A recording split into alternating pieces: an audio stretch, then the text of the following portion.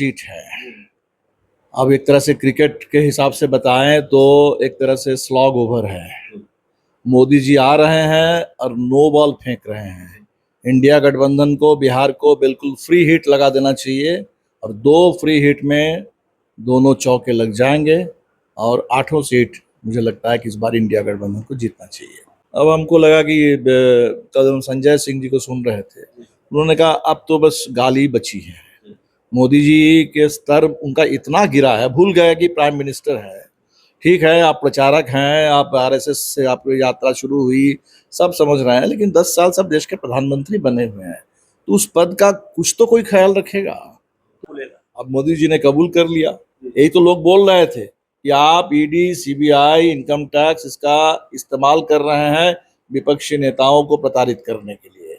ये बात मोदी जी ने अब खुद कबूल कर लिया कि जेल जाएंगे। पहले तो कहते थे कि भाई ईडी, सीबीआई अपने हिसाब से काम कर रहा है। वो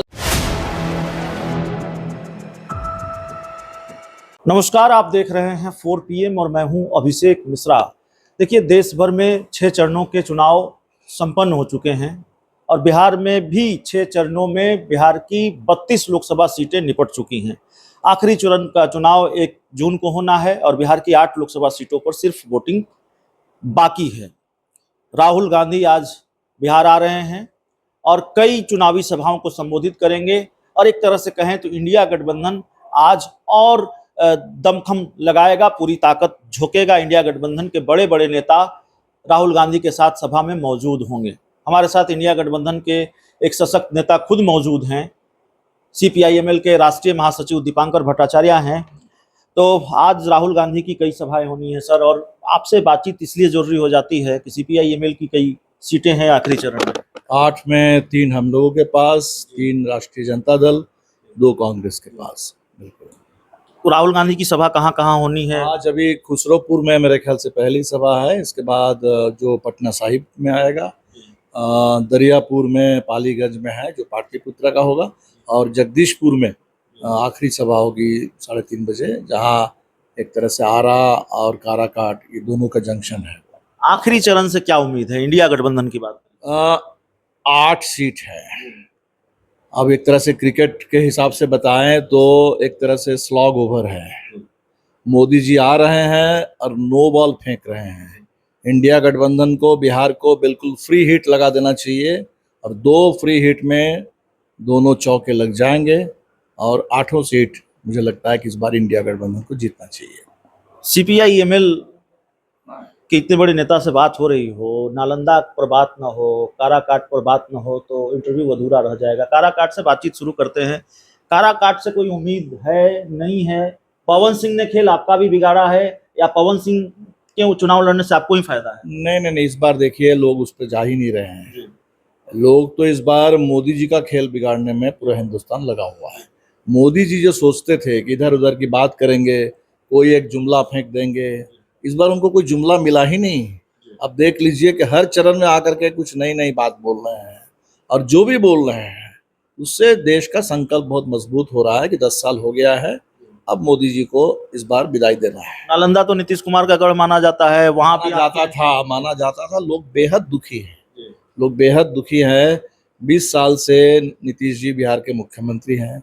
जो बिहार की आज की स्थिति है और नालंदा की भी स्थिति लगभग वही है, तो लोग बदलाव चाहते हैं। हम तो देख रहे हैं कि इस बार पूरे बिहार में बदलाव का मूड है।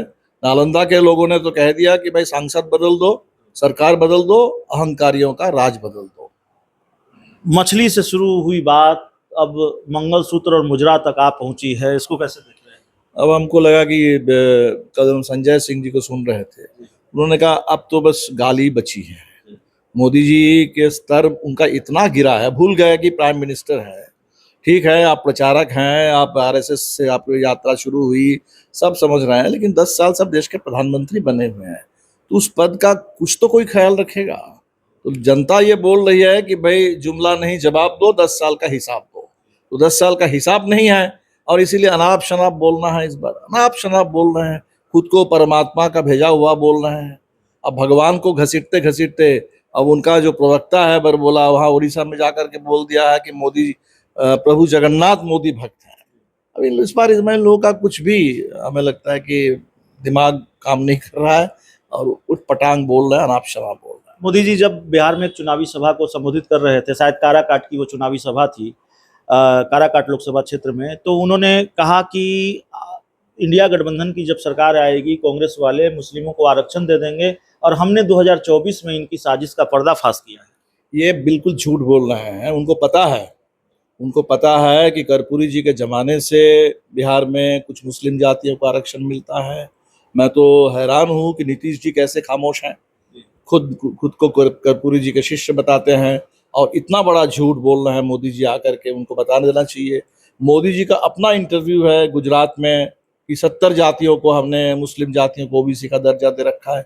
मंडल कमीशन की रिपोर्ट में शुरू से ये बातें हैं कि मुस्लिम होने के नाते नहीं बल्कि पिछड़ापन के चलते, अपने पेशे जैसे हैं जो सामाजिक शैक्षणिक पिछड़ापन है, इस आधार पर कुछ मुस्लिम जातियों को आरक्षण मिलता है। तो आरक्षण के सवाल पर हिंदू मुस्लिम मोदी जी इसलिए कर रहे हैं क्योंकि उनको पता है कि बिहार से जो मांग उठी है वो मांग है कि पूरे देश में जाति आधारित जनगणना हो और इसके बाद जैसे बिहार ने रास्ता दिखाया 50% के आरक्षण की सीमा को तोड़ करके 75% आरक्षण, तो देश में आरक्षण बढ़ाने की मांग है।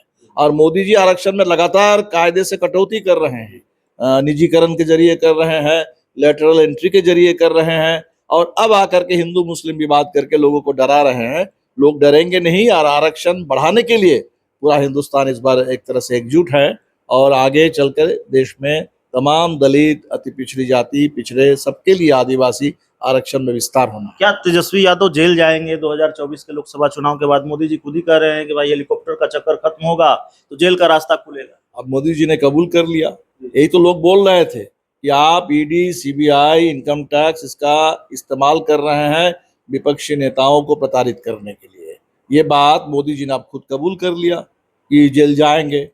पहले तो कहते थे कि भाई ईडी, सीबीआई अपने हिसाब से काम कर रहा है।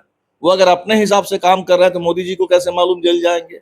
ये जो बोल रहे हैं ये बिल्कुल उन्होंने खुद ही भंडाफोड़ कर दिया कि किस तरह से ईडी, सीबीआई का इस्तेमाल विपक्ष के नेताओं को प्रताड़ित करने के लिए होता है। लेकिन मोदी जी को नहीं मालूम कि इस बार पूरे देश में जनता बिल्कुल तैयार है और इस खेल को इस बार जनता समाप्त करेगी। एक आखिरी सवाल है, सरदनियामा में बिहार के मुख्यमंत्री नीतीश कुमार रविशंकर प्रसाद के लिए वोट मांगने गए थे। उन्होंने कहा कि देखिए नरेंद्र मोदी को मुख्यमंत्री बनाना है, मुख्यमंत्री बनाने की बात उन्होंने कही। हालांकि बाद में करेक्ट भी किया, करवाया गया उनसे, अपने से नहीं किया जी। उनसे बगल में कोई खड़े थे, उन्होंने कहा तो मन की बात कह दिया। लेकिन मोदी जी के लिए तो आप देखिए मुख्यमंत्री वाला भी बचेगा नहीं। मोदी जी इस बार कई जगह जा करके हमने सुना बोल रहे हैं कि मैं ही आपका एमपी भी हूँ और पीएम भी हूँ। अपने नाम पर गारंटी दे रहे हैं, अपने चेहरे पर वोट मांग रहे हैं। तो लोगों ने कह दिया कि बहुत हो गया है 10 साल, अब ना तो मोदी जी के नाम पर कहीं कोई एमपी बनाएंगे ना मोदी जी के नाम पर पीएम बनाने की बात होगी।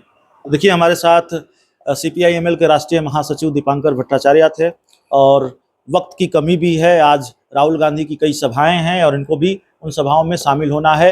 तो जितनी बात हम कर सकते थे बिहार की राजनीति के कुछ मौजूद सवालों पर, इंडिया गठबंधन को लेकर और आखिरी चरण में सीपीआई-एमएल की कई सीटें हैं, उनका गणित क्या है, उससे कितनी उम्मीदें हैं, उन सारी चीज़ों को लेकर इस पूरी रिपोर्ट में इतना ही। बहुत बहुत धन्यवाद।